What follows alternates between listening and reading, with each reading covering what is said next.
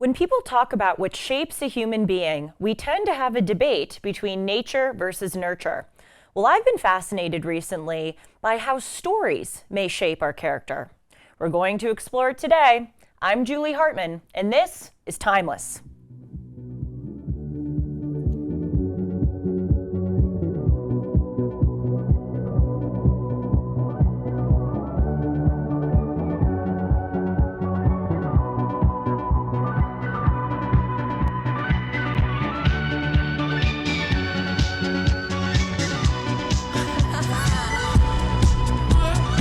Hey friends, welcome to Timeless, the show where I talk about timeless, eternal subjects. I hope that you all are having a great week. Just a reminder to hit the subscribe button below if you want to see more of these clips about cool ideas and subjects that I am thinking about. Also, if you would like to see the news segment, be sure to check out the Julie Noted playlist on this YouTube channel. And as a final thing, my show with Dennis Prager, Dennis and Julie, has officially been moved to this Julie Hartman YouTube page. So every Monday, you'll see a new episode of D and J drop right here on the Julie Hartman YouTube channel.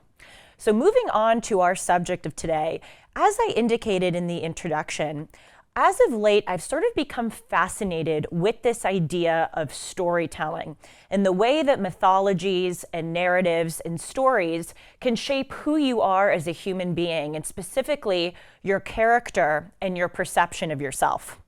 Dennis, my dear co-host and friend, talks a lot on our show, Dennis and Julie, about the role that one's nature plays in their lives. And it is really interesting to contemplate because so many people have very different natures. And by the way, it's sort of a blessing that we have different natures. This is something that Dennis says a lot. You know, I do not have the nature to deal with blood or with surgery, for instance. I could never be a doctor. Thank God there are people who have different natures than I do who can deal with that. And some people may say about me and my job that they just don't have the nature to be public and talk about certain ethics or moral values publicly, but I do have that nature. So the role of nature is very interesting. Of course, the role of nurture as a supplement is fascinating too, but specifically I want to talk about storytelling. Just as a little bit of a teaser, in a couple of weeks, I'm going to do an episode on this show, Timeless, about national mythology stories. That has also sort of captured my attention recently.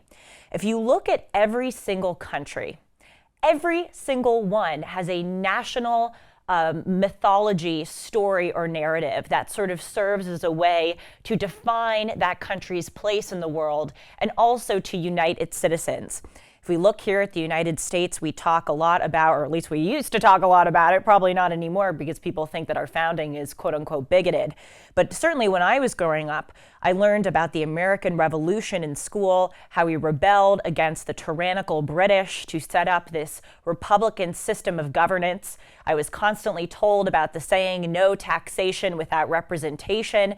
And that has sort of been woven into the fabric of America, that we opposed this tyrannical, dictatorial, imperial power and sort of sought to rise above it with our own system of democracy. That's the national mythology of America.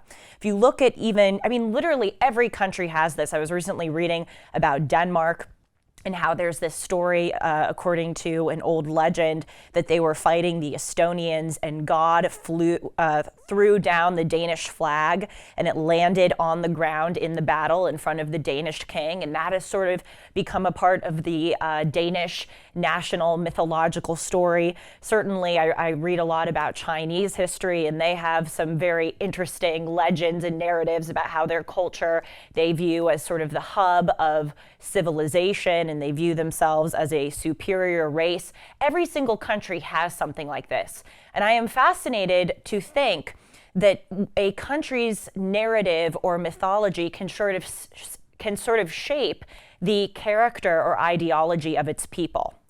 And so as I was preparing for this subsequent Timeless show I'm going to do, I started thinking about that with individual people, not just citizens of a country, but everyday people like you and me. And I started thinking about this story that my mom told to me when I was little about myself.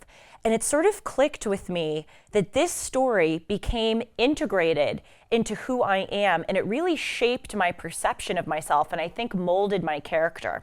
And it was this story of when I think I was maybe even 3 years old, really young, or 4 years old. I was in preschool, and there was a girl named Carly, and we were outside at this preschool playing with a bunch of kids, and apparently Carly said something mean to another kid, and I stood up to her and told her that that wasn't nice. And this was in front of, again, other preschoolers, and also our parents were sort of standing and watching. And according to this story, and my memory of it is a bit fuzzy, but as I'm about to get to, the point isn't really, honestly, if it happened or if your memory is great. The story itself is what is most powerful. Apparently, and I sort of remember this, her mother was standing nearby and yelled at Carly in front of all of these kids and said, "Julie was right, you shouldn't yell at and be mean to your fellow peers like that. We are going home right now." And when I was young, I would make my mom, whenever she would drive me to school or drive me to sports practice, or we would just be at the dinner table, I would ask my mom to retell the Carly story. And sometimes, I would think, why did I want her to retell that so much? Because I know what happened. Frankly, it's not that exciting of a story. And so why did I need to hear it again and again? And then I realized that the reason why I wanted to hear it again and again is because I was sort of fascinated with what it revealed about myself. And it came to be this way that I perceived myself as someone who stands up for the truth, as someone who stands up against a bully, as someone who is willing to do those things publicly. And what's also important about the story is that Carly, that girl, was punished, or I guess reprimanded, by her mother. And that was also really interesting to me. And I think that sort of gave me an impression that bad behavior will be and should be punished.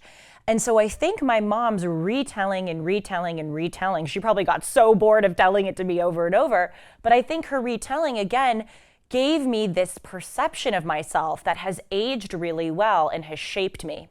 I talked about this on Dennis and Julie recently, and my co-host Dennis said that his parents, he sort of had a revelation on air too. When I told him about this, he said, "You're right.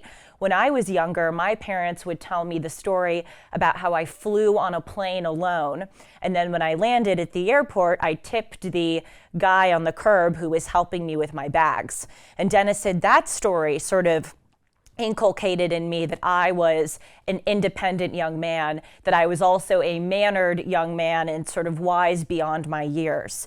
And so I think the point is the stories that you tell yourself, and the stories you tell others, and specifically and especially the stories that you tell children, can go such a long way in shaping the essence of who they are. And that's where, yes, you are sort of born with some unchangeable, immutable, hardwired characteristics, like your nature. Someone is maybe born with more of a proclivity to deal with medicine and surgery than I am.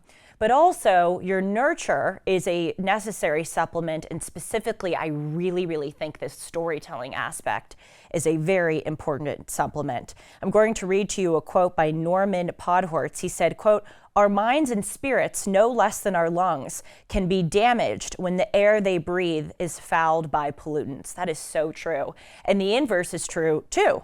Your character and your mind and spirit can be shaped for the better when the air that you breathe in is good air, rich air. And so now I want to shift this discussion to talk about fairy tales, a certain kind of mythology or story or narrative that is very important for young people, because this is when it starts. Certainly the stories that you tell when you're older can shape who you are, but really while you're young, that is when your character becomes the most formed. So I think that fairy tales are really important for young kids in shaping who they are. And it is also an especially prescient topic to discuss because there's been a war on fairy tales or on sort of young kids' stories. Roald Dahl, the author of the BFG and many other wonderful books. Did Roald Dahl also do Charlie and the Chocolate Factory, you guys? Yes, he did. So obviously, very influential, famous writer. He has been under fire recently by the woke mafia saying that allegedly something that he wrote about was racist, sexist, bigoted, you know the drill. Dr. Seuss was famously about a year ago under fire for being, again, of course, racist, sexist, bigoted. There's no evidence that either of those two were, but the left doesn't need any evidence. They will just smear. And while there's been this war on fairy tale authors and storytellers, there's also been a perversion of storytelling for young people. We see this with drag queen story hours that happen in public schools all across America. LAUSD is the LA Unified School District. It has 450 schools under its jurisdiction here in Los Angeles. And starting last year, they had these monthly Rainbow Club meetings where public school students as young as 4 years old in kindergarten are exposed to different seminars or classes pertaining to sex, gender, transgenderism, non-binaryism, and of course, that includes drag queen story hours. So now more than ever, it's important to talk about and be able to argue competently why we need to preserve children's innocence, and especially through fairy tales. I think one of the biggest things that fairy tales do is that they explain parts of life to children that you otherwise can't really sit them down and explain. It would just be too much for them to handle. And if you even look at, I'm going to give some examples here. Even if you look at the story of Cinderella, who has two evil stepsisters who treat her unfairly, that is a really brilliant way of clandestinely or sort of without bombarding children, teaching them that families are dysfunctional, that you are going to have members of your family who may not be nice to you, and there may not be even a reason why they're not nice to you. That is such a good example of how you can impart certain truths about life to a kid through a fairy tale, whereas if you sat them down and said, hey, 4-year-old Jimmy, your sibling may not be nice to you for absolutely no apparent reason because there's this thing called dysfunctional families that exist all the time in life, that wouldn't register with that 4-year-old the same way that the Cinderella story would. Even if you look at Rapunzel, by the way, in order to prepare for this segment, I had to go back and Google all these stories because I sort of forgot them. Rapunzel's the one who's locked in the tower, right, with the long hair. Sean is nodding. Sean, how do you know these fairy tales so well? A little shady. He said, what do you think I do at night? Yes, Rapunzel's the one who's locked in the tower with her long hair draping down. It's not clear why she's locked in the tower. It appears that she didn't do anything wrong at the start of the story. And again, that's sort of an interesting way of imparting to children, life is unfair. Sometimes you are going to be punished for things that you didn't do. Sometimes you are going to be treated wrongly for a reason that isn't apparent to you, and that is a part of life. Even if you look at Jack and the Beanstalk, another story I loved as a kid, there's a lesson in that. There's a lesson against pride. Jack and the Beanstalk is sort of a kid's version of the chapter 11 of Genesis Tower of Babel story, that if you try too hard to make a name for yourself, pursue things that are out of your reach, it's not going to end well for you. I'll give a final example, Beauty and the Beast. What does that story teach kids? That you should love something before it's beautiful. You should love something even if it's not beautiful. Things that are ugly or maybe not physically appealing to the eye are nevertheless worthy. So really, really good lessons that get inculcated into kids. Art teaches things that logic sometimes cannot, or just overt lessons sometimes can't. And one of the biggest things I think that storytelling and fairy tales teach, in addition to lessons about life, they teach emotions that can't be taught. And the biggest one of them is hope. Hope is such a fundamental thing in life. We take it for granted. We don't even realize sometimes when we are hoping for things because it is just such a constant part of our daily lives. And think about how you would teach a kid to have hope if you didn't have fairy tales and storytelling. What are you going to do? Sit your kid down and go, have hope that this is going to get better. That's not going to register with them. They don't have the vocabulary and the emotional maturity in order to process what that means. Hope is an emotion that needs to be learned. It can't be overtly taught. And if you look at Santa Claus or the Easter Bunny or the Tooth Fairy, that teaches kids to have hope. all year round, you're hoping and thinking about, and you have such amazement at the fact that Santa Claus may come and bring you some gifts, that Santa Claus will reward you for being nice and may not reward you for being not nice. I remember when I was younger, the thrill, now that I'm older, I sort of mourn the loss of that feeling. I will never forget the thrill and the sense of hope that I had when it was December and I thought that Santa was coming and I believed that he was real. It gave me such a magical feeling, and I think I learned that emotion, and now I carry that with me throughout my life. In situations where I feel down or depressed or I feel like something isn't going my way, I reach back into my soul and I pull out that emotion that I learned as a kid that I didn't even realize I was learning, but became such a fundamental thing in me. Also, other fundamental emotions that fairy tales are instrumental in teaching to kids are awe and wonder. Again, you can't sit someone down. You can't sit a kid down and go, have awe at that sunset. Have a sense of wonder at how tall that mountain is. You can't do that. It's something that has to be learned. And all of these stories, when you think about Beauty and the Beast, or you think about Cinderella riding in the pumpkin carriage and meeting her prince, it gives you this magical, magical feeling. And then when we're older and we do see a sunset, or we do see a tall mountain, or we do see something that inspires awe, we go back to that childlike feeling of astonishment. G.K. Chesterton, who is one of my favorite authors, those of you who've been listening to me for a long time, you know I love G.K. Chesterton. He wrote this book, Orthodoxy, which is sort of a Christian apologist book. Apologist meaning not that he's apologizing for Christianity, but an apologist is one who defends something. So his book, Orthodoxy, it's about 110 pages, and it's supposedly a Christian apologetic book. But actually, I just think it's a book about the nature and coolness of life. He really very rarely references God. I don't think he even references Jesus once. But he's trying to show that that religion sort of gives you a sense of awe and wonder. He calls religion your second childhood, which is interesting. Anyway, I digress. My point in bringing him up is to say that he has a whole chapter called The Ethics of Elfland, where he talks about the importance of fairy tales. And he describes, I think really beautifully, the way that certain fairy tales create that awe and wonder that children learn. He says that fairy tales, they keep certain elements of life true. For instance, mental relations. If someone picks 2 apples and then they pick 1 apple, in fairy tales, that's always going to add up to 3. You're never going to have a fairy tale where people will pick 2 apples and 1 apple and it will add up to 7. And all of those stories, basic sort of logical facts about life are the same.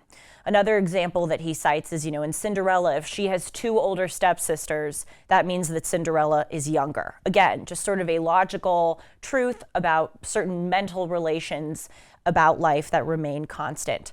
But he says what fairy tales do is they change certain parts about life to remind you that it's not necessarily a given that those parts of life have to be that way. For instance, even though if you pick 2 apples and 1 apple, it will add up to 3, in a fairy tale, you could pick a golden apple. Now, you may say, well, that's disputing a basic fact about life. But what Chesterton says is it reminds you that God could have created the apples that we see on trees in gold. God could have changed the world, not so much mental facts as an addition or the nature of being a younger sister if you have 2 older sisters, but sort of physical repetitions in life. What fairy tales do is they change those in order to remind you about the beautiful, sort of stunning, astonishing nature of our everyday lives. G.K. Chesterton says that we think that it is sort of scientifically necessary that a bird flies and also lays an egg. Chesterton says that isn't scientifically necessary. What is the link between a bird flying and laying an egg? He says that's kind of magical, the fact that God designed it that way. He said that fairy tales remind you of that. Here's a quote: "We all like astonishing fairy tales because they touch the nerve of the ancient instinct of astonishment." When you're really young, he says, you don't need fairy tales because life is interesting enough. When you have a 3-year-old and you open a door in front of the 3-year-old laughs and thinks it's the funniest thing. But then as you get older and someone opens a door, it's like, yeah, whatever, it doesn't matter. They're just opening a door. And so what stories do is they remind you that sort of those parts of life are interesting, and that everyday life has an element of magic in it. I'll read you one last quote. He says, all that we call common sense and rationality and practicality only means that for certain dead levels of our life, we forget that we have forgotten. All that we call spirit and art and ecstasy only means that for one awful instant, we remember what we forget. Gosh, to think that there are kids now that aren't learning about fairy tales, who aren't having that sense of magic, awe, joy, wonder, hope inculcated in them. They're having some weird pervert twerk in front of them. It's criminal, really. And finally, the really great part about certain fairy tales or stories that are important for kids and for adults alike, and again, G.K. Chesterton highlights this. He calls it the doctrine of conditional joy. So important. If you think about almost every single fairy tale, the whole story is contingent upon a condition. For instance, Cinderella has to be home when the clock strikes midnight. And that, G.K. Chesterton says, is reflective of the fact that happiness in life rests upon a condition. You need to have boundaries and conditions in order to make life fun. And this is such an important moral revelation because we live during a time when people think that we don't need boundaries or rules, that we should just do whatever the heck we want. But the whole exciting part about life is that there are certain things that are binding us. Even if you think about speeding on a freeway, the reason why speeding on a freeway at night when there are no cars is fun is because you know you're not supposed to do it. You know that the speed limit is 65 miles an hour and you're going 90. That's like, there's a condition that you are breaking, and it kind of makes it fun. Let's say you make a sports bet. The whole thing that makes that sports bet fun is the fact that you could lose money or you could win money. In other words, this perfectly synopsizes Chesterton's idea of the doctrine of conditional joy. You need conditions and boundaries and rules, and yes, in some cases, punishment, to make the whole essence of what you are doing really fun. So that is my episode today on the importance of stories, mythologies, and narratives. We take these things for granted. We think they are just silly things, but they actually have such importance on sort of planting the roots of your character. Thanks for joining us today, and please stay tuned for more episodes of Timelessness, especially that national mythology story that I'm going to do in the next few weeks. Take care, everyone.